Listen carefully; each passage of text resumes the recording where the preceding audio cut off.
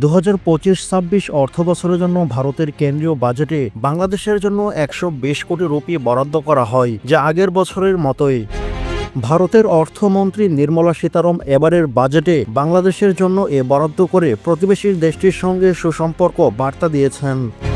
গত বছরের মতো এবারও ভারতের কেন্দ্রীয় বাজেটে বাংলাদেশের জন্য বরাদ্দ রাখা অনেকটাই ভারত বাংলাদেশ সম্পর্কের অটুট অবস্থাকে নির্দেশ করে।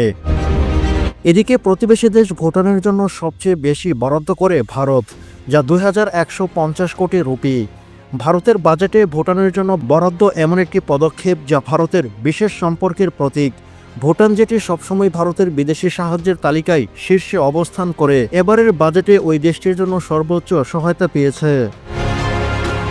বাংলাদেশ ছাড়াও ভারতের বাজেটে অন্যান্য প্রতিবেশী দেশগুলোর জন্য উল্লেখযোগ্য অর্থ বরাদ্দ করা হয়। নেপালের জন্য 700 কোটি রুপি, মালদ্বীপের জন্য 600 কোটি রুপি, মরিশাসের জন্য 500 কোটি রুপি এবং মায়ানমারের জন্য 350 কোটি রুপি এবং শ্রীলঙ্কার জন্য 300 কোটি রুপি বরাদ্দ করা হয়। হ্যালো ফ্রেন্ডস, ওয়াইনট লিমিটেড, আসুন আমাদের বুথ ভিজিট করুন। আমরা আপনাদের ডোর টু ডোর পৌঁছে দেবো আমাদের প্রোডাক্ট।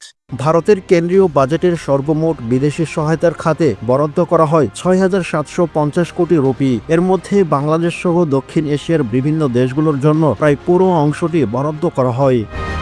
এছাড়া ভারতের পররাষ্ট্র মন্ত্রণালয়ের জন্য এ বাজেটে 20,516 কোটি রুপি বরাদ্দ করা হয়, যা গত বছরের সংশোধিত বাজেটের তুলনায় কম হলে এটি বিদেশি সম্পর্ক সম্প্রসারণের ক্ষেত্রে ভারতের গুরুত্বপূর্ণ পদক্ষেপ হিসেবে গণ্য করা হচ্ছে।